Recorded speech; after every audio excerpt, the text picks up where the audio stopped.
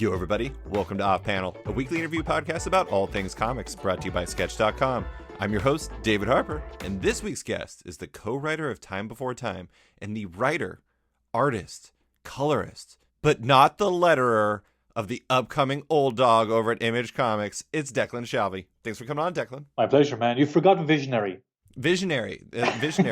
I was so focused on not the letterer. Not letterer is the most important part of it. Yeah, that's true. I'm sorry. I had to just. It was like when I had Cliff Chang on, and he was doing Catwoman Lonely City, and he does everything but flatting. I'm like, come on. Like, you're so close to doing all of it. Why not just flat it? Yeah, I'd say his stuff's actually very fun to flat. I actually started out as a flatter. Oh, did you? Yeah, I flatted some pages for Alex DeCampi and Igor Corti's Smoke. And because Len O'Grady was the colorist, and he kind of like introduced me to like how to use Photoshop and stuff. And that was a horrible book to flat because Igor did a lot of like open line stuff. So you'd have to kind of go in. But Cliff, like, he kind of fully... nearly like animated style, like a lot of his figures are very like fully drawn in and rendered and stuff. So I'd say there's flatting sucks, but like there's a small element of like coloring in as a child that's actually very satisfying. Mm-hmm. When I saw he even lettered the book, I'm like, oh, come on. Come on. I don't think Cliff goes like half ass. He's got to go full ass, or that's just the way he does. Yeah, he's using his whole ass. Yeah. I'm going to give you credit though. I mean, you went most of the way, so we'll get into that here in a bit. But so sure. It's later afternoon in good old Eau Claire. How's the Wild Atlantic Way treating you? Is it technically the Wild Atlantic Way in Ennis? I'm not sure. It's definitely like right. It's County Clare, so I think that encompasses the whole county. Mm-hmm. But the Cliffs of Moher and all that area is part of it for sure. So that's not too far away from. That's just like down the road, basically, like a half-hour drive, I think. Mm-hmm. But yeah, no, I've shot right back to my home roots. I spent my whole life trying to get away from here, and now I'm back. But I don't know. Actually, I think it's kind of I've noticed more and more people I know are kind of doing that. I think COVID is a big part of it. A lot of people left the big cities that they were in.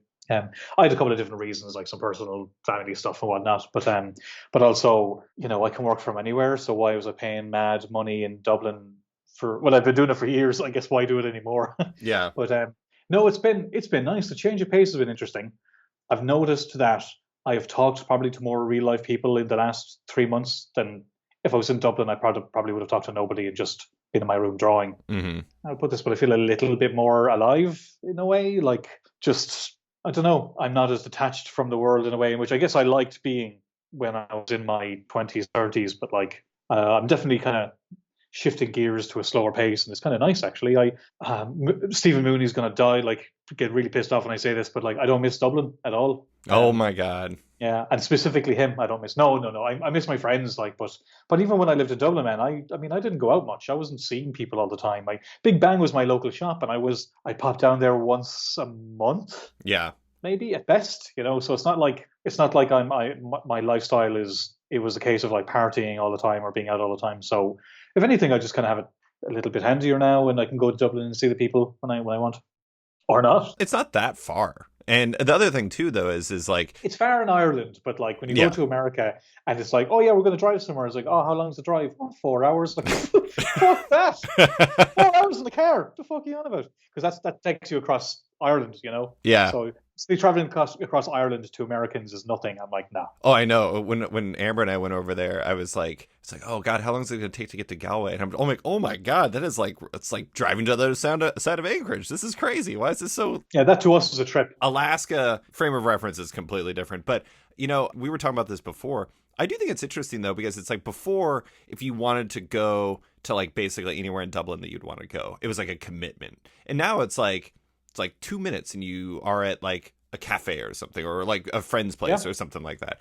And so it's pretty easy. It's easier to say yes to things when it doesn't involve like this whole commitment to like travel. That's very true, especially with work as well, like where you've got, or I personally anyway, I have to schedule things in way ahead of time and figure out what I'm doing. I need to know what's happening on Thursday, you know, or if you need something on Friday, that I'm covered on Wednesday and Thursday in order to do that. And walking 5 minutes down the road is not as much of a commitment as a Lewis journey or, you know, the bus or whatever.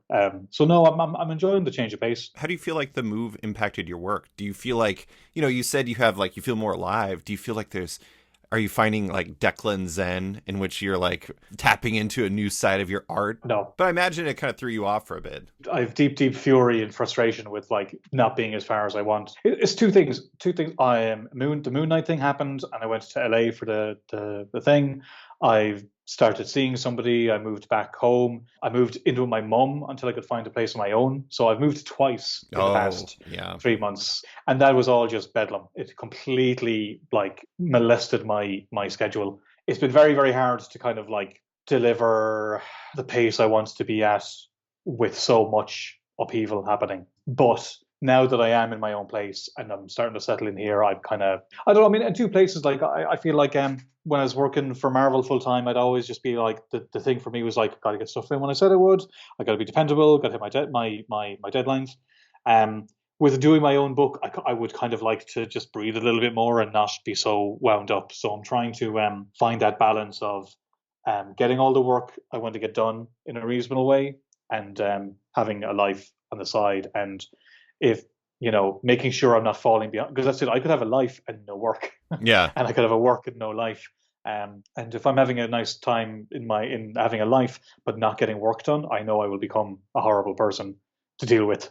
And if I'm not delivering, yeah, I know what I'm like. Like if I'm not getting work done, I get really, really antsy and frustrated. So that's kind of that's the thing for me now, is kind of balancing that, because there's also, time before time and covers and other stuff I'd like to do, and like going shopping with my mum or something. Right. It's just factoring in all these new things. But it's like it's not a bad thing. It's nice. I just wish I was faster drawing, man. But Yeah. and of course, coloring the book too was doing myself no favors. But like, it is what it is. Yeah, I'm not saying you're going to do this, but like, let's say you get down the line, you're like, I need to be faster. I mean, that's one thing, is you could always color the first arc and you could, move on to somebody else coloring the second arc. I'm guessing you do not want to do that, but I mean, it's like, there are options in theory. There are options. I just found like there was a one shot I wanted to do. I'm like, oh no, I really want to color this. And even if I was doing something for Marvel, the X-Men thing I just did for Marvel, I wanted to color that too. I'm finding I'm enjoying coloring a lot. So not only is it like, it's my vision or any crap like that, but I just really enjoy the level of satisfaction that comes with doing the whole thing. And I just can't see me letting go for a while. Mm-hmm. But possibly, like, I think it would be the difference. If Old Dog was going to be like a guaranteed monthly book every month indefinitely, it'll be a whole other beast. What I'm hoping it will be is a kind of appointment viewing, Right? if that makes sense. Yeah. Like not to make myself sound like a big deal or anything. I'm not, but I kind of want it to be a book where you're looking forward to when it comes out, and because like I say, it's going to be 6 issues, then a break, and then a relaunch with a new mini, basically 6 issues. So 6-issue installments, kind of like, for lack of a better term, kind of like a season of TV, like the Marvel shows. There are 6-8 episodes. I do like that about those shows, is that they're done and then the next one will come out. And I kind of I know a lot of creators, a lot of artists, writers know that I know would love that like kind of option rather than having to do a monthly book every month, because I'm trying to be realistic. The wheels will come off the trains, like if you're not working in a way that is like consistent, and blowing through your life in 3 months to get the first issues out and then everything else fall apart isn't going to work. So I kind of I'd like to work like that. I'd like to work all year on 6 issues and then release them for 6 months and then break and then trade, and kind of work that way. I just love how Mignola does Hellboy, and I don't think a new creative team could get away with that. If you're like a new writer, new artist, you can't get away with that. But I would hope at this stage I've done enough books and been reliable enough that the book will be good when it comes out. Yeah. I do think that type of thing is becoming a little bit more common in creator-owned comics, because you look at, obviously Saga is a terrible example because Saga is unlike any other comic, but at the same time, like, their new schedules, their most recent arc finished, and now they're on a break until January. Did it finish already? Jeez, I'm getting the issues. I just haven't read them yet. Like, bloody hell, I thought it just came out. I think because it started in January. I'm pretty sure that the first new arc, so the 10th volume, just finished. And then, like, Farmhand, Rob Guillory is doing it where he's doing 5 issues a year, and then is like spending the rest of the time getting through the next time, and then he comes back the next year. And I think that's only going to 26, and 19 just came out. Wait, no, there's one more issue to go. I really like that model. I think it's great. What I don't know is if the sales will support it. No idea, but like, time before time, we've been out every month. I think it was one skip month for the trade, but like, we've been out every single month since the book came out. So I feel like, okay, that's a book that's out monthly. Old Dog can be something different. Plus, I want another book to be. I don't want to do all the monthly books. Like I like working in different. I like doing a graphic novel, or I like doing a mini series or something. So that's why I'm okay with this. But like ultimately, I mean, the proof will be in the pudding. Is if the book sells. Right. I get a lot of questions like, how long is it? And I'm like, this is how long I'd like it to be. But like, just being same with Time Before Time. I'm just being real. Like the numbers, the sales will impact how long this book will go. Like and it's just there's no way around it. Like I mean, I think Image probably have more um reason to think Old Dog will do well than say Time Before Time, which might have been a bit riskier. But at the end of the day, you can only look at like how much money do I have, how long can I do this for before I'm boned, and yeah, like I say, Time Before Time, we knew we wanted to go long. That was our goal. But with a new series, you can't go. This is going to be 50 issues, or whatever Right. you want it to be. You can only plan for 5, and then you see the numbers for 1, 2, and 3, and then you're like, okay, we need to wrap it up, or we can keep going. It's a tough one. I think it's a crap answer for people because you'd love to be able to go like, no, no, no, I have a vision and I have everything worked out. But like sometimes you're like, you can only go so far with like your intentions, but like you need to kind of be looking at the numbers into the day to see if you can survive. Yeah. I mean, you got to be realistic about it. And you also have to be realistic about the market and kind of what it's supporting. Like, I just had Sarah Brunstad on, the Marvel editor, and we were talking about how it's just really hard to plan length right now because it's like sometimes like a book is basically done by by the time the first issue came up. Even with Marvel books, Yeah. for sure. Like I don't know any unless it's like a Jason Aaron or something like that. How I don't think any editor can put a book together and go like this book is like back in when we were kids and reading X-Men, it was like 100 and whatever, and it was like going on. There was just a soap that was just going on and on and on and on. It's very different market now, even with the big books. Saying that I don't want every Marvel book to be ongoing indefinitely, but I think Amazing Spider-Man should be that book. That's what you want. Yeah, it hit number 900 this week and number 6 simultaneously. It was very confusing. I saw that like issue number 6 when I was doing my column, the poll, and like looking at the comics for the week. It was like number 6 is like, I don't know, $7.99 or whatever. And I was like, what the hell? Why is this random comic so expensive? And then I later on found out it was issue 900. I'm like, okay, this double numbering thing is so confusing. But do it right. Call it 900 and give it a gold foil cover. It's what we all want. a hologram. I just want a hologram, Declan. That's what I want. But okay, before we get into Old Dog, I don't want to get too far into the Moon Knight side of things because I know Oscar Isaac, your best friend, is very private. But I did want to see.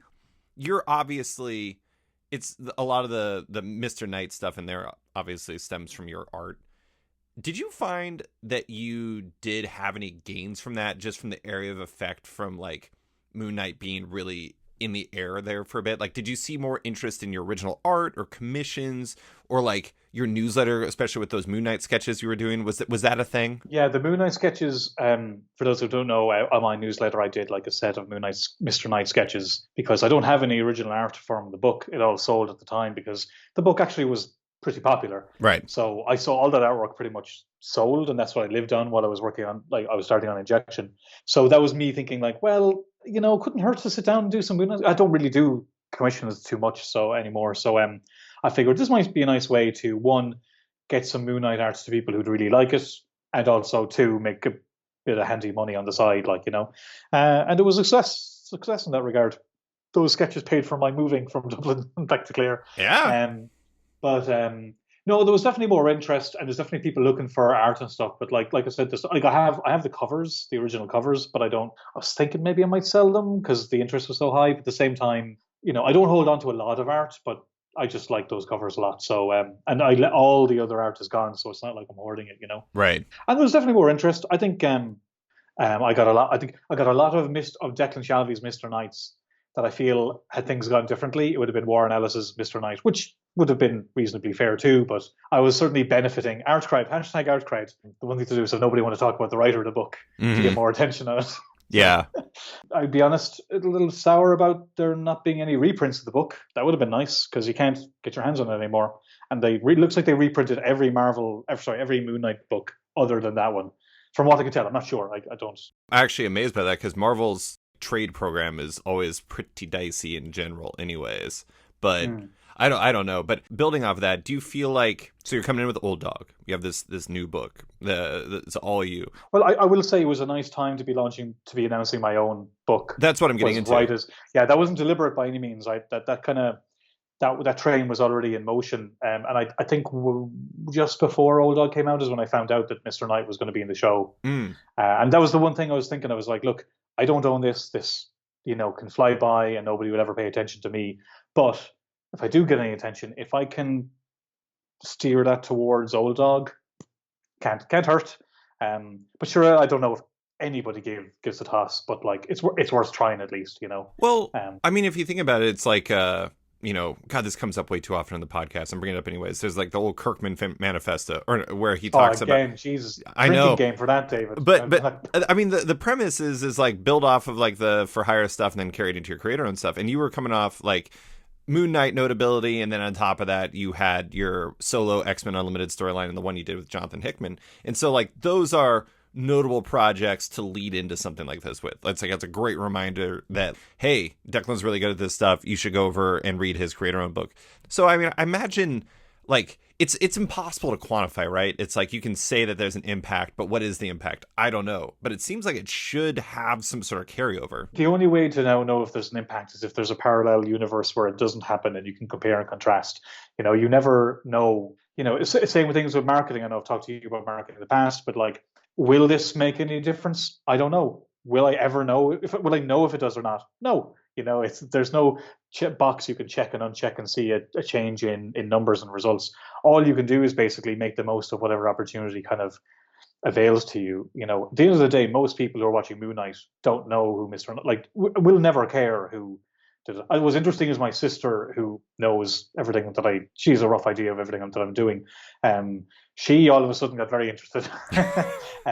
Well, when I told her I was going to the premiere, she was like, "Oh, when are we going?" I'm like, "Oh, right, okay. I guess I'm bringing you then." She got very interested all of a sudden, but and she was kept asking questions about it and stuff like that. Like, so there was definitely more, general interest.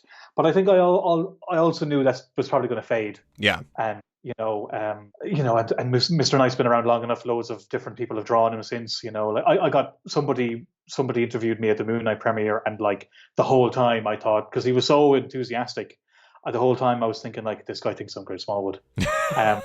But then he mentioned me by name, like, so I was like, oh, actually he does know who I am. Okay, that's all right, that's cool. But it's a little bit of imposter syndrome there. But like, yeah, like all I could do is make the most of it. Like I probably wouldn't have promoted Moon Knight in the Old Dog. You want to stick with something recent, so I would have been like from the creator of X-Men Unlimited or whatever. But like, it would be silly not to have Moon Knight in there now, considering that everybody knows what Moon Knight is. Yeah. Which is, I just want to say really quick, is a really weird insane. place to be. It's like, It's insane. yeah, I mean, like, I don't know why Moon Knight's the one that really got to me. All of the rest of them, people are like, can you believe Guardians of the Galaxy are like a known thing? I'm like, yeah, Guardians of the Galaxy makes sense. It's like a team of like idiots and go around and do space stuff. That sounds fun. It's like Space Indiana Jones as a team. But Moon Knight's like white Batman who like has multiple personalities, and you're just like, oh my god, like how is this character a Disney Plus series? But I know, it's bonkers. there you go. It's the world we're in. But we're not here to talk about Moon Knight. We're here to talk about Old Dog. It's your upcoming Image series that debuts on September 28th, which is written by you, drawn by you, colored by you, lettered by Clayton Coles, and edited by Heather Antos. Here's the solicit. Jack Lynch was a once promising CIA operative on the eve of retirement. Looking back at a failed career, he's tasked with one final mission that goes horribly wrong. He wakes years later to a changed world and deeper changes within him. When a shadow group offers Lynch a second chance at life on an adventure, or at a life of adventure, he's paired with the last person he could ever imagine. In order to adjust, this old dog will have to learn some new tricks. We'll get into specifics here in a second.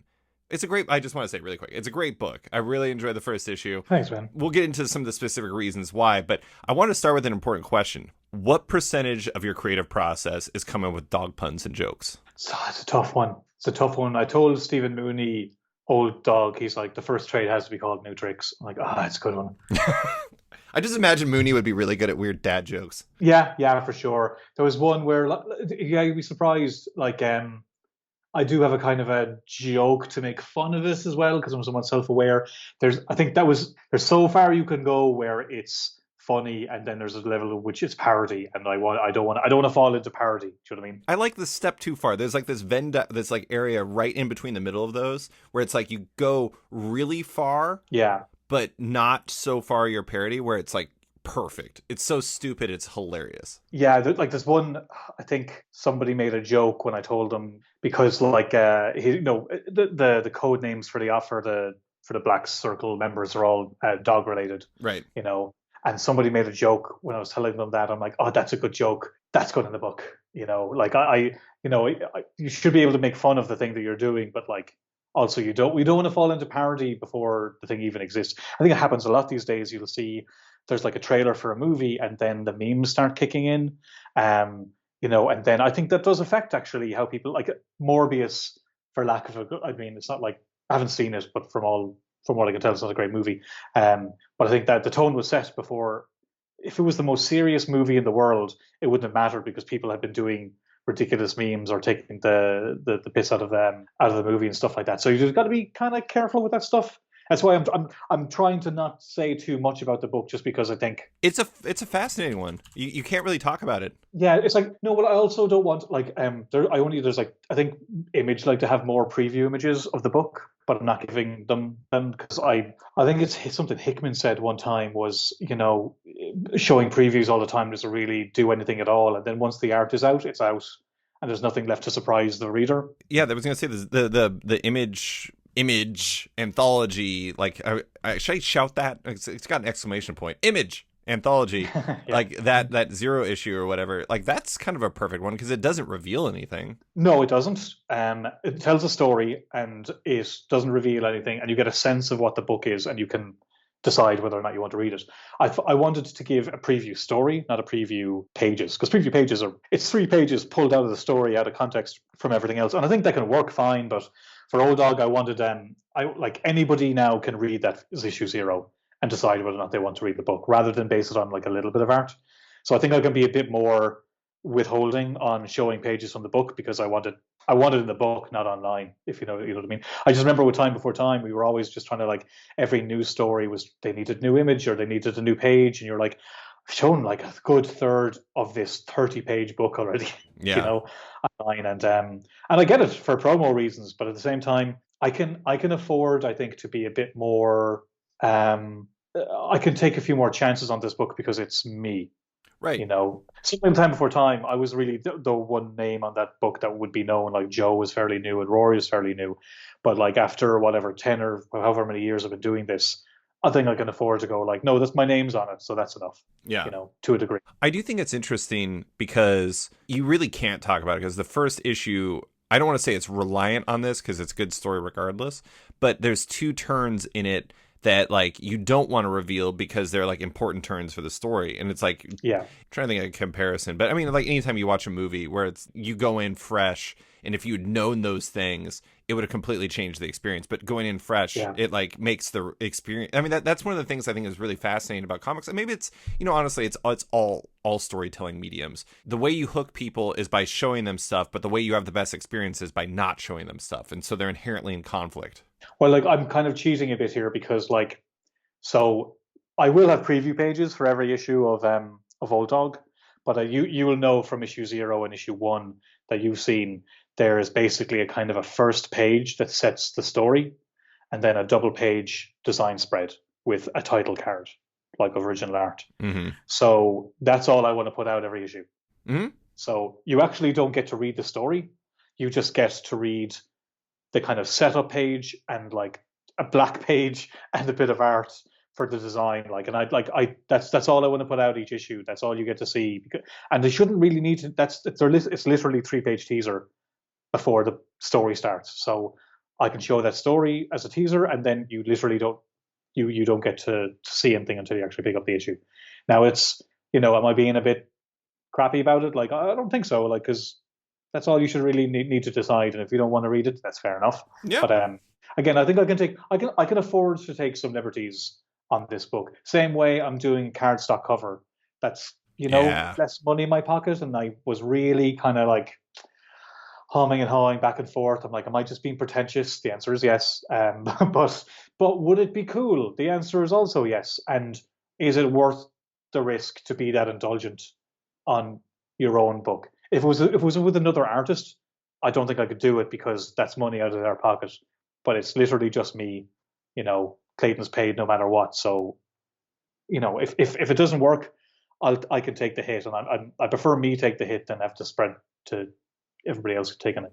Well, there's two sides to it, right? There's one, you want it to sell, but then the other one is you want to be proud of what you did. And it's like the cardstock plays a part in that. It's like it comes out and you're like, this is awesome. Like this Yeah, is I love picking up a comic that has a card cover. Like it feels, and I think that's the other thing as well is that because I think I've been asked why not just do this as a graphic novel, but like it's an episodic story. It's not like Bog Bodies is a graphic novel, Savage Town is a graphic novel. Old Dog is episodic, and as an episodic story, it should be told in episodes, and those episodes are issues. So I want like as somebody who consumes things, like what I'm enjoying way more is watching an episode of Orville and an episode of Better Call Saul a week, and savoring the issue. And if you're going to get an issue of Old Dog, I want you to read it, enjoy it, and read it. It's kind of like what happened with Moon Knight. I remember a lot of kind of criticisms of the book was that it was a fast read. But I feel vindicated over the years because I know people who were maybe reading Avengers or whatever, or another book at the time, would read it and it would be a lot wordier, but they'd never read it again. Whereas, I think it's safe to say now that Moon Knight has been, if you bought up Moon Knight, you've read it a rake of times. Yeah. And I think that's what I want Old Dog to be. I want it to be like appointment viewing, for lack of a better term. And now, a quick word from one of off-panel sponsors. Macroverse is a next-generation digital comics platform, and one with an astonishing number of comics, with currently over 50 series from over 100 creators on their app, with a 5-star rating both on Apple and Google's app stores. Download the app and binge all their titles, including the Eisner-nominated Remind from Jason Brubaker, Lisa K. Weber's Hex 11, which has been described as Harry Potter meets Blade Runner, or the new queer supernatural adventure series Husk that launches on November 1st. It's just $4.99 a month to subscribe to Macroverse, with proceeds directly supporting the creators on the platform. Keep an eye on the future of Macroverse too, as 2022 is going to bring an epic upgrade that offers a new level of digital collectability and more, with early adopters able to sign up for more information at macroverse.com. And now, back to the show. You and I have been talking about this book for a while. I don't remember when you first mentioned it to me, but based off my memory, it was around 800 years ago, give or take a few. Yeah. How long has this idea actually been bouncing around in your head? And I'm sorry, what made you finally want to take this old dog for a walk? How have I not thought of that? There we go. That's a good one. Yeah. Okay. Well, look, expect to see that in image press releases going forward. Yeah. Volume 2, Going for a Walk. For a walk.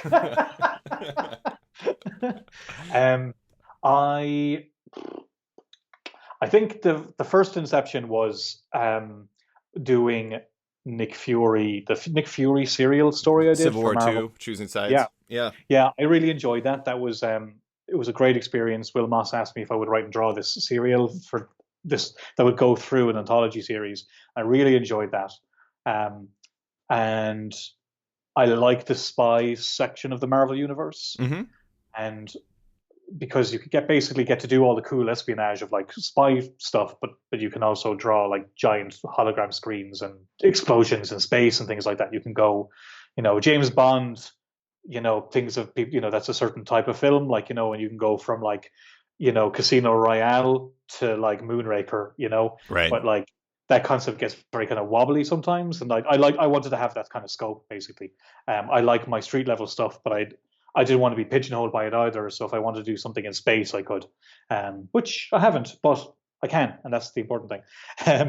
But there was that. There was a longing to return to the kind of more action storytelling that worked with Moon Knight that I just felt like I haven't had to do in a while. Even doing old Injection with Warren wasn't, it was a different beast to Moon Knight. It wasn't the same thing. The Fury book was pretty similar to that too, though. It was, yeah. I also, as somebody who loves getting trades and all that, I just felt like if I am going to do if I'm going to do an image book, I want to do like a single issues. If it's going to be single issues, I want to lean towards the medium, and I think episodic standalones are a really good way to do that. I love reading them, and I think when the pandemic hit, I had a hard look at what I was working on, what I had been working on, and realizing like what would I love to be doing more than anything else. and why am I doing that? Because I'm not somebody who's like so broke I can't afford to do it, or somebody who doesn't have people who follow my work. I've seen younger creators who have way more to risk and lose doing it, and I'm there sitting comfortably on my arse going like, why? There's no reason why I want to do this. I'm not doing it. Why am I doing it? Yeah. So I think that was a big push. But the concept itself was probably, it was more, the story didn't click for a while. I just knew what I wanted to do. I had the structure of what the thing was, and I think I think it's just a little mix of everything. I really liked. I remember did this whole run of a Dead Man Logan covers where I loved drawing this old haggard looking Wolverine. Um, and I'm like, it's so fun to draw these faces in comics. You don't get to do them that often. It's always like one haggard character and everybody else is beautiful. But like, I want to do it's just a mix of just all reconnecting with all the things I wanted to do and enjoyed, and coming up with a kind of a platform to showcase them all again, and wanting to make something that was fully my own. That wasn't everything I've done that was creator owned was either written for somebody else or drawn for somebody else, and I haven't actually done both. Yeah. So it was really just feels like accumulation of creatively where I needed to step next, and like making the decision to just kind of focus on that and the type of story I wanted to tell, and then all that kind of clicked through. Once I actually started working on the story, it all kind of clicked through pretty fast. I really like spy stories. And one thing that I really like about the first issue and about just kind of like the setup in general, and I'm going to do this in the least spoilery way I can think to do it. It combines a lot of elements into one in a very interesting way. So it's like, do you remember the movie Spy Game? Brad Pitt and Robert Redford, and like they're both spies. Yes, yeah, and yeah. It's interesting because it's like that. You kind of have that same idea, the grizzled veteran and the hotshot like spy in one book, but in a very unique layer where it's like the active badass, but also like the man in the van, and like there's like a little bit of both of that. And then on top of that, there's I don't know, there's just like a lot of overlays that all work because of like one of the core wrinkles to the story. And I think that that's really interesting because it allows you kind of to touch on a lot of the spy elements without making it feel like this genre mashup that doesn't make sense. It just fits because like the structure of the story, and I think that really really helps there. Oh, thanks, man. I mean, like, it's nice to hear that. I haven't really gotten a huge amount of feedback other than like creators reading it and saying they really liked it, and that's great. But like it's just getting that kind of tone, and whenever anybody asks what it is, I think Nick Fury is the best way to describe it because it gives you enough kind of like serious tone mixed with high concept stuff. Whereas like, I love like it's not Tinker Tailor Soldier Spy. Right. But it's like it's also not Spy Kids or whatever.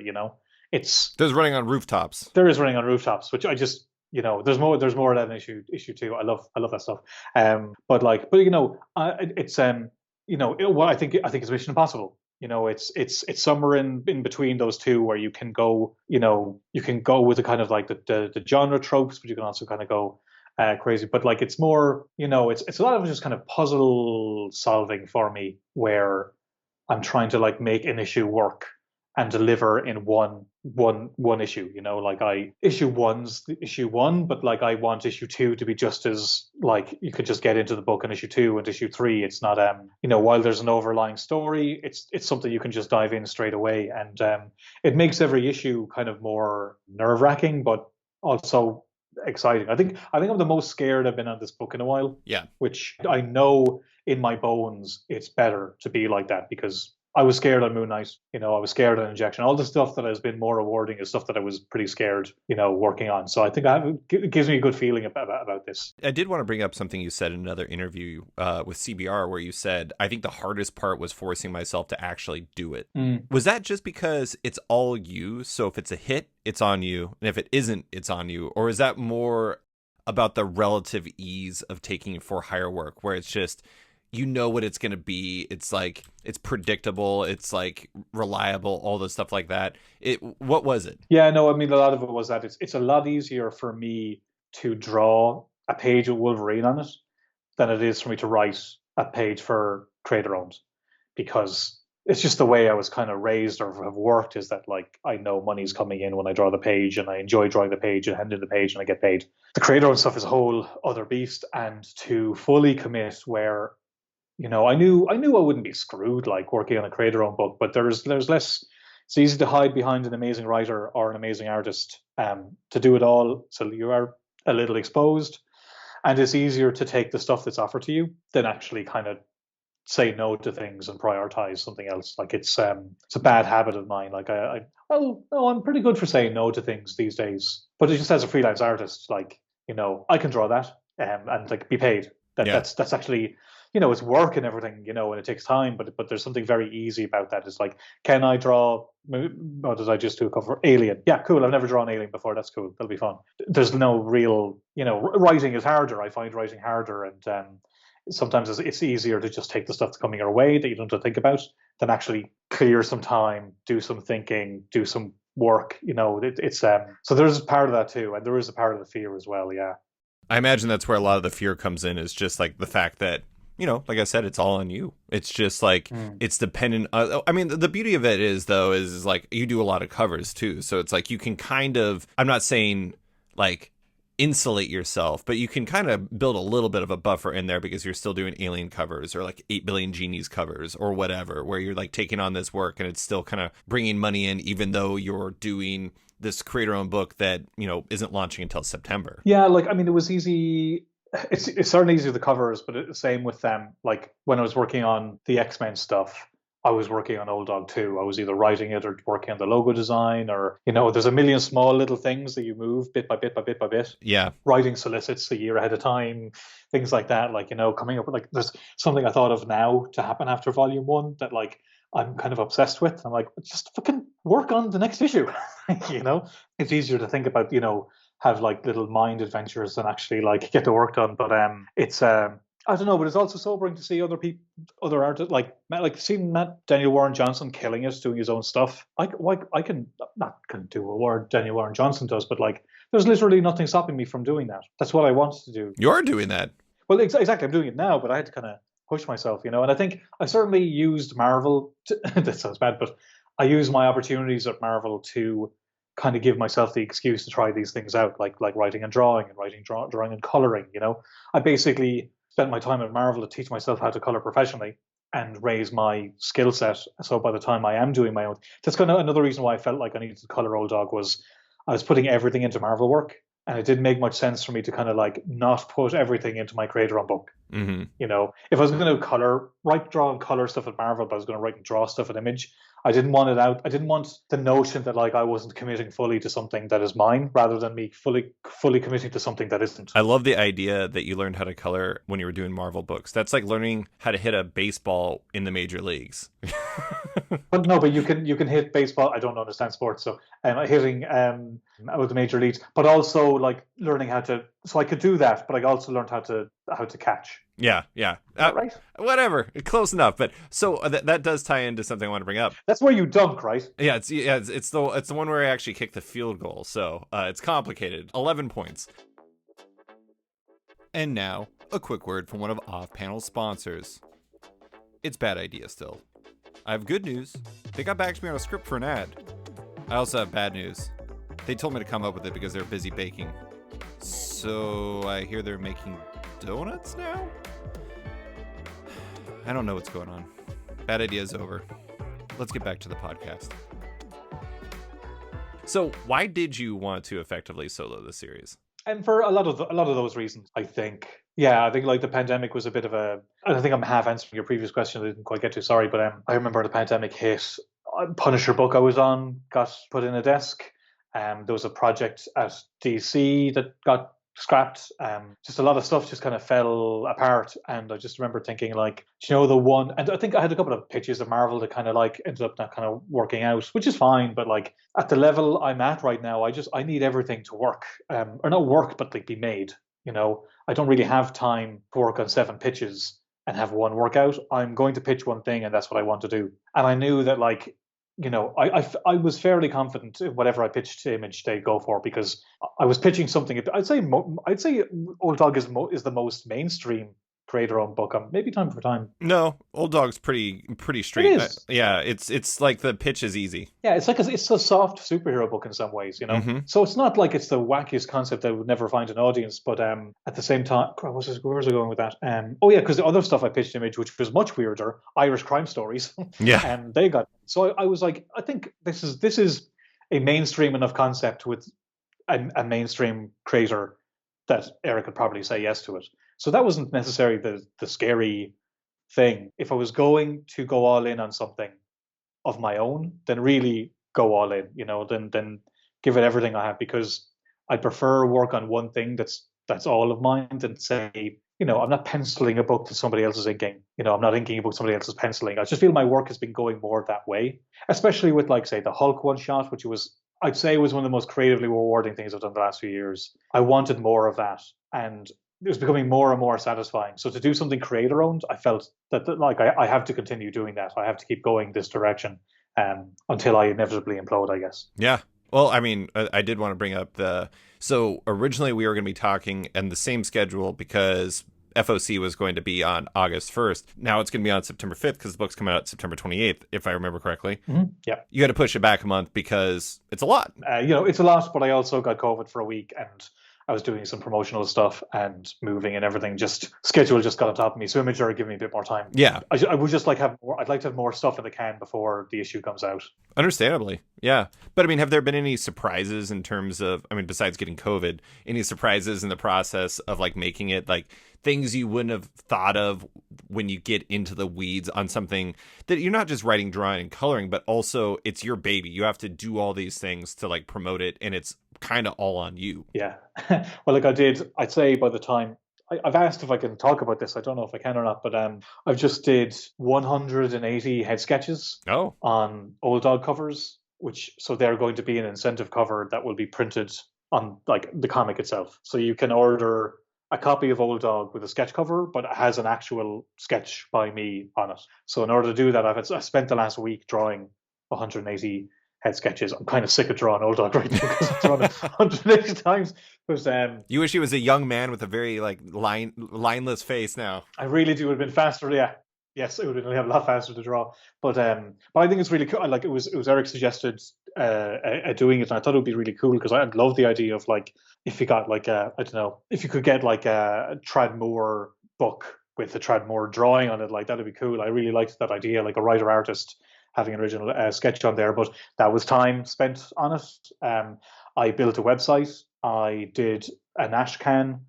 I posted out to retailers. I put it on the website made a little crossword puzzle. So, you know, because you're a spy, you've got to figure it out. I mean, the amount of time I've spent like fine tuning press releases and we're coming up with ways to promote the book that makes it stand out. Because, you know, I'm sure everyone you talk to are trying to promote their own book. And there's the things that you do, like you have a thing for FOC and you do podcast interviews like this. But, you know, everybody does that and you got to try find ways which will make you stand out. And I can't help but obsess about that stuff ahead of time. You know, like we're saying before, I don't know if any of this stuff which has eaten up my time. So it's work that I do not get paid for that takes me away from actually making the book. But if the book came out and sales were terrible, I know I'd be like, oh, I should have done X, Y, and Z. Yeah. Now, if it comes out and the sales are terrible, and I'd be like, well, that was a complete waste of time because it's the sell anyway. But I don't know. I just see opportunities, and I hate to see them fly by, you know. But that is a lot of work. Clearly, part of me enjoys it. Otherwise, I wouldn't do it so much. Right. And I really like having an idea and making it happen and putting it out there. But it is ultimately, you never know it's going to work. You put something out online. Like I put out that issue 0, and I'll be honest, I didn't get the response I was kind of hoping for. I was hoping to be shared more. That's it, man. Likes are nice, but like unless you're getting retweets, what the fuck? Like, well, unless you're getting clicks, it really doesn't matter. That's it, you know. And don't get me wrong, I like pats on the back. They're very nice, but I want people to see this and read it, you know. So it's a tough one, but yes, it eats up time.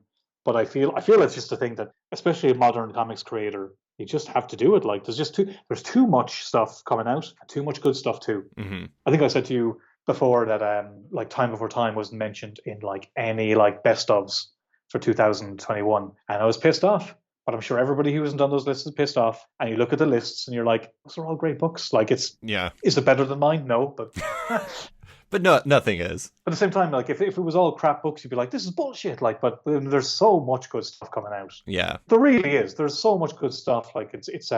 So not only is it just the amount of content, but the amount of quality content. Yeah, it's tough to compete. So you gotta shoot every shot you got. Yeah. Well, and I think one of the interesting things, and maybe this is part of the reason why you enjoy it.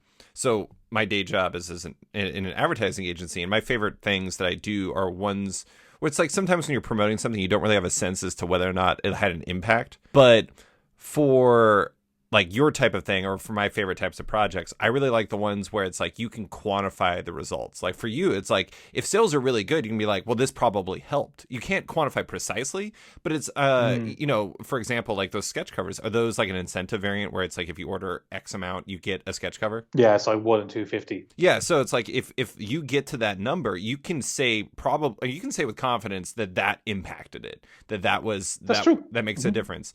I mean, also it's like you have variants. You have Marcos Martin, Chris Somney, Kevin Nolan, Greg Smallwood. Do I have variants, David Harper? Holy crap. Oh. That's quite the lineup. And like, if those get ordered at great amounts, you can say that had an impact. And so Quite true, yeah. Those efforts that you're doing, it's difficult to attribute all of the results to, or all of what you did to the results, but you can quantify the success. And that's always good to do. That's true. No, that's true. I think it's like building buzz for something is tough, like there's books out there that are getting great buzz and all that. And, I think sometimes, like, it sounds bad, but like I could be wrong in this, but I feel like remember when Saga was coming out and there was somebody was looking to censor it because it had a naked breast on it. Mm-hmm. I think that helped that book huge. I mean, was it Brian Staples and Brian K. Vaughan and Fiona Staples' book going to do well? Absolutely. But I think like things like that you can't anticipate happening do help the book. Same when Pretty Deadly was coming out and a retailer like ripped it in half or something. Yeah. I mean, I'm just not a go in the book at all, but I guarantee you a lot of people bought that book out of spite, because they're like, oh, you don't think this will do well? Well, I'll show. And I'm like, and the book was a huge success regardless. But those are things that you also cannot account for. So all you can do, I think, is create as much space for potential buzz as possible. Yeah. Would I love it if the issue zero thing people started? Joe, I saw with Kyle Higgins. Kyle Higgins made an animated video for Radiant Black. I don't know if people know that. Like, it's I don't an animated know that. video. Yeah, man. Okay, it's a QR code in one of the issues, and you scan it. You actually made a short animated film. Interesting. It's nuts. Like what Kyle does is it goes above and beyond. But like he works so hard to, and I think it's worked out on Radiant Black. I think the buzz on that book is great. But like there's plenty of people who've done that type of thing and it not worked out at all. Buzz is a hard thing to do, and all you can do is try create the space for buzz to happen. But at the end of the day, like for the spark to hit the gasoline, you can fly, you can throw loads of sparks. It doesn't mean any of them's quite going to hit it, but all you can do is provide as much gasoline as possible. I know what you're saying, but I mean, it is kind of interesting because, like, I don't know if, like, for like Pretty Deadly or something like that, I don't know if it was spite as much as, like, for a lot of those things, it's just like putting it in the public eye. It's like for a lot of people, like, even like if you think about it, it's like I was talking to somebody yesterday about like Three Worlds, Three Moons, the Substack from Jonathan Hickman and Mike Huddleston, Mike Del Mundo, and I was in my shop a few weeks ago when somebody was like, does Jonathan Hickman make comics anymore? And the people who don't spend a lot of time online or spend a lot of time paying attention to all that stuff, it's like sorry, Jonathan, kind of like effectively dead in their eyes. Like he's just gone. Yeah. He's just gone. And it's like sometimes when you have like that kind of more mainstream. Well, also, especially if you're not doing a Marvel DC thing. Exactly. Yeah. But I mean, like the thing about it is like having something like the Saga thing or the Pretty Deadly thing is like a focusing. It's a focusing element that allows people to know that this exists. But I don't want to go too far down that path. Sure. So I'd like to clarify. I'm not saying that people bought Pretty Deadly out of spite. I think 5% or something of that might have happened. But like my example was just that story caught fire, and it was not deliberate promotion for the book, but it was. And those things catch the culture and catch the readership in a certain way. Yeah. I'm not trying to make. I just want to be clear. I'm not saying that Pretty Deadly was bought out of spite. No, I get it. But so I do want to close with Jack Lynch, the main character of the book. I almost can't really talk about him because a lot of his like defining characteristics are part of the big turn in the first issue. But I am interested in what made like this end of the line spy an appealing lead for you, besides the fact that you realized you really liked drawing Old Man Logan. Yeah. Well, I like my protagonists mean and begrudgy. I like my Ehrmantrauts and my Clint Eastwoods and my, I mean, I guess Waylon Givens isn't really quite that, but like, It's too charming. I just like, he's too charming. Yeah, yeah. But I do like, I like characters filled with regret and bitter about their hand. It's not if they're going on about how just they've been things aren't fair and things like that. I just I don't know, man. I just know they've been through the ringer, and I just always like those characters. Also good potential for backstory too. I like that. So basically, Jack Lynch, he was a spy, and his career, we don't know why. We'll find out at some stage. But it's not important. But his career basically went down the crapper, and he was kind of just behind an office desk for the last while. And yeah, so clearly he has regrets. We don't know what they are, but he's got there was a career out there they never really got to have, and he's bitter about it, and he's on the eve of retirement. He's basically on his last mission, and something kind of happens which kind of changes everything. And I liked the idea of a character getting a second chance like that. Not necessarily deserved second chance, but like, he's not doing it to be a hero. He's doing it because he wants back in. He wants in on what he had and missed out on, and it's not a noble character trait. Like, it's that he clearly just kind of wants to be back where he was, and I don't know. I feel there's a lot of meat with characters like that rather than a quote unquote heroic character. And yeah, fun to draw. Yeah, I mean, he is interesting because like all of what you're saying, it's like it's kind of selfish. Like a lot of what he wants is like, he wants the life he didn't have. And like everyone wants that to a certain degree, but he wants it because like he wasn't the success he expected or anything like that. It's funny because this mostly makes me think of like there's a bunch of movies, like a whole genre of movies where it's like people get to like live the life that they didn't have, and then they realize in the end that their original life was great. It was even better. It's like they got everything they wanted, and you're like, this sucks. I'm going to go back to my original life. I guess It's a Wonderful Life is like the most obvious example. I don't know if that's going to be Jack Lynch's experience, but at the same time, it is interesting territory to play on. I do have to ask, as a Wildstorm guy, was John Lynch an influence? No, actually, you know what? I wrote it, and then I said, you know what? I got to reread Sleeper because Sleeper was in my head. Sleeper feels like an influence too. Yeah, definitely. No, definitely an influence. But I hadn't read it 10 years or something. I bought the omnibus there a few years ago, and I was like, geez, I must read it. And I opened it, and it was like, it was John Lynch. I was like, damn it! But no, Jack Lynch was that name was from, he was a former Taoiseach, we call him, Prime Minister of Ireland. So that's he's second generation Irish. So I wanted to give him a cool action hero name. It is a cool action hero name. It's also funny because Jack Lynch was not a cool action hero. Like he was, No, it sounds like a cool action hero name though. It does. That's why I actually find it funny. Like, because you say Jack Lynch to somebody here, no one's going to think it's cool. Yeah. But when you say it in America, they're like, oh, that's it's like Jack Ryan or John Lynch. I just wanted one of those. Jack Bauer. I want to say it's throwback book, but like I think I showed it to a friend and they said it reminded them of kind of like 2000s Wildstorm, and I realized, yeah, actually it is, and it wasn't a deliberate motivation in my mind, but I think it does kind of feel like a book that would have existed in the early 2000s, but doesn't anymore for whatever reason. So there's something maybe a bit more mainstream about it. I'm not quite sure. But like it plays into like a lot of stuff that I enjoy now. Like I'm a huge fan of the Mission Impossible movies, love them. Yeah. An excuse to do stuff like that. But like Echo. Sorry. Regards to Sleeper. Sorry, I was saying Sleeper. I started reading. I haven't finished it actually, but I started reading it. And I'm like, this is great stuff. And I had the thing. I was like, I'd love to do something like this. Wait, I am. I can feel Sleeper in there, definitely. Not just because it has John Lynch in it, but just because like it is like a spy-fi book. It's got all those different elements where it's got like the fantastical, but it's also got the spy elements, and it's very grounded, but it's also got some big crazy stuff in it. Now you just need a villain as good as Tao. Oh my god, I love Tao. Tao is amazing. Yeah. The last thing I'm going to ask about Old Dog, I can't get into this because it's a spoiler, but there's a core relationship in the story that, again, it's just like we can't talk about. But do you view Old Dog, at least to some degree, as less a book about Lynch in specific and more of a two-hander about him and his partner Shepard?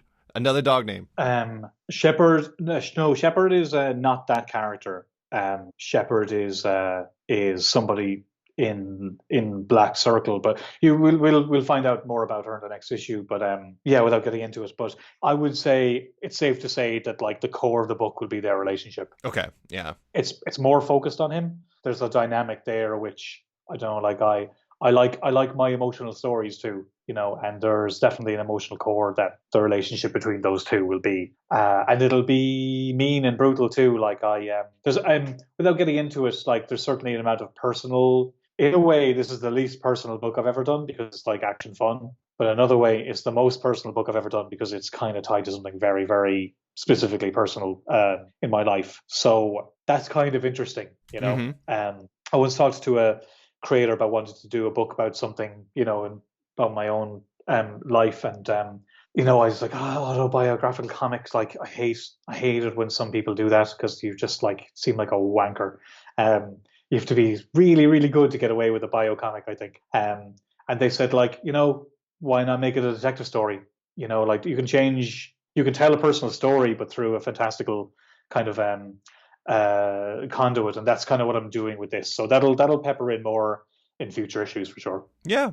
I mean, I think every comic to a certain degree has you in it. Not you. You're not in every single comic. You're not in like Batman right now. But I mean, as a creator, it's hard to not put yourself into that story, which makes sense. But we're going to have to skip by Time Before Time just because I fittingly am running out of time, just like Tatsuo. But I do want to give a quick shout out. Time Before Time is your Image sci-fi series that you're co-writing with Roy McConville, with art by Joe Palmer in the first two arcs. Yourself a bit. A very good arc with Ron Salas. Salas? Salas, I think. I think it's Salas. Okay. And up next is Eric Zawadski.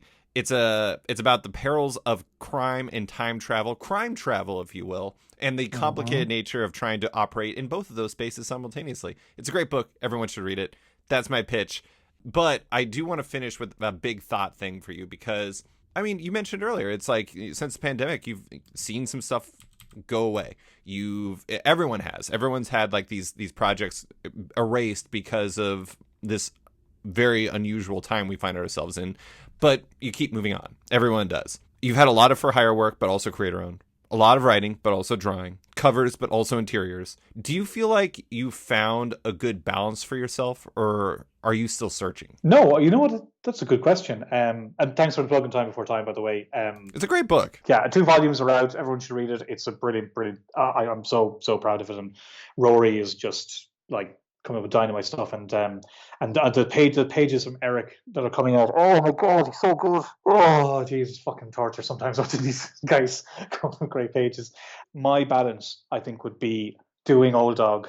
Would you know what I'd love? I'd love if I could spend a year working on Old Dog for the chunk of the year, working on a graphic novel for a couple of months, going back to Old Dog, doing a one shot. Wait, graphic novel? Are you writing and drawing, or are you just writing? Writing and drawing, yeah. I just can't write and draw more than one book at a time, So, but I have an Irish crime graphic novel I want to write and draw. Like, actually, I was kind of debating whether or not to do it first before Old Dog, but I thought like if Old Dog could do well, then I can write my own check regarding whatever I'll do next. I think writing and drawing a single graphic novel was a bit more risky coming off of mainstream work like X-Men or Hulk or whatever. So my hope is that if Old Dog can do well, then I can basically just have an idea, write it and draw it and put it out.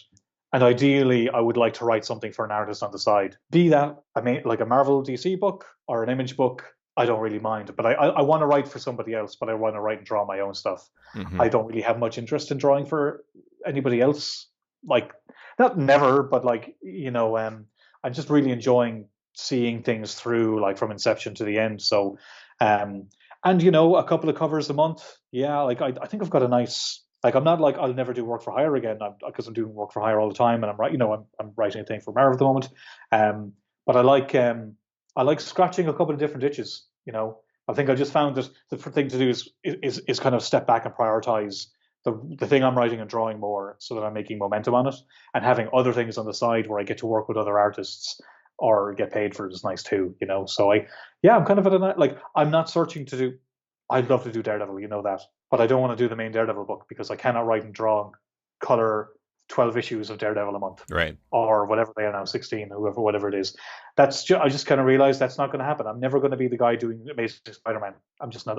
Not that I'm offered it, but like I also don't want to pencil Spider-Man for a year and not get to ink it or color it. You know, I think I've realized I'm stepping back a bit and contracting a little to kind of focus more on things and give less projects more rather than give more projects less. Yeah. I mean, you've learned enough about what you want and you just want to lean into what you want. That seems like a pretty reasonable thing to do. I just wish I was Jeff Lemire. I wish I could write and draw as much stuff as I want and write a million books for different artists. I'm so jealous of his career. Like, I just wish I don't work ahead like he does. I basically work to deadline. If I laid out 3 scenarios for you, Jeff Lemire is extremely efficient, he's a time traveler, or he's an alien. Which would you choose?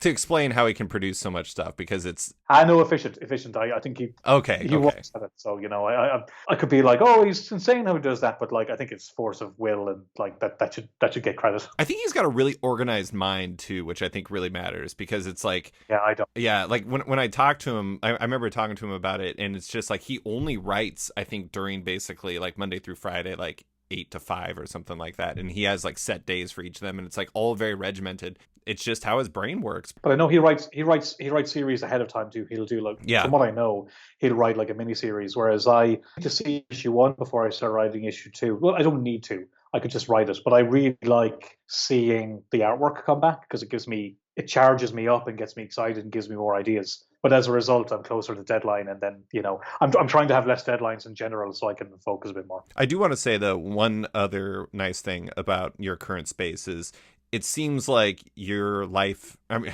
this sounds dramatic, but it's like your life is part of your life again. And like, that's a good balance. Like, you want that to be a part of it. So you got all the work, you got it. It sounds like your work-life balance is coming together nicely, Declan. I like it. I'll feel better about it once there's more old dog pages done. But like, again, I'm settling into things now. So I think I'm getting there actually, which is, that'd be pretty great. Yeah. Well, I think everyone will find Old Dog to be pretty great when it arrives on September 28th. But Declan, that is all I have for you. Thank you so much for coming on to talk about Old Dog, new tricks, and taking dogs for a walk. I appreciate you taking the time. Thanks very much, man. Cheers. Thanks for listening to this week's episode of Off Panel with cartoonist Declan Shalvey. You can find Shalvey on Twitter and Instagram at Declan Shalvey and his work in Time Before Time in the upcoming Old Dog. Big thanks to Deanna Chapman as well, who edited this podcast and made it sound as good as it does. Love Off Panel and want to support it? Subscribe to the podcast on Apple Podcasts today and give the show a rating and review while you're at it, but 5 stars only. You can also support the show by backing it on Patreon. Find the show at patreon.com/offpanel, and when you back it on there, you get early access to each week's podcast as well as weekly content and more. Want even more? Subscribe to my subscription comic site Sketched at sketch.com for long-form articles, features, interviews, and the rest of the site's content. You can find Off Panel and Sketched on social media by following it on Twitter and Instagram at sketchcomic or following me at slicefriedgold.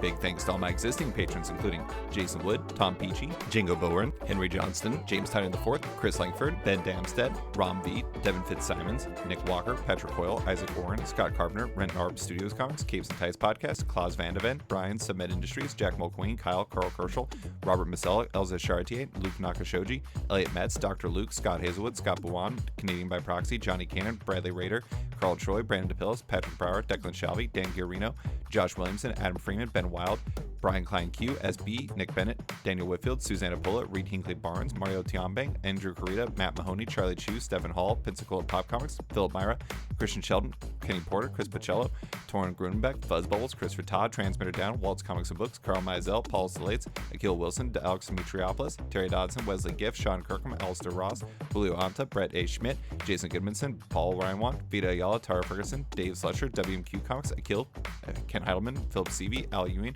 Ryan Alcock, David Kelly, Robert Wilson IV, Nick Polito, Brendan Fletcher, Jonathan Nilsson, Matthew Groom, Jason Massey, Adam Bogart, Matthew Taylor, Nick Patera, Jacob Sorelli, Ford Gilmore, David Baraldi, Nick Hall, Bjorn Basin, John Hendrick, Hendricks, Steve Anderson, Ian Maxfield, Cliff Chang, Colin McMahon, Chris Palmer, Scott McGovern, Nathan Fairburn, Adam Highfield, Fiona Staples, Mark Abnett, Mike Murphy, Michael Shirley, Tom Barnett, Jim Demonakos, Norbert, Nick Lowe, James Kaplan, and Mission Comics and Art in San Francisco.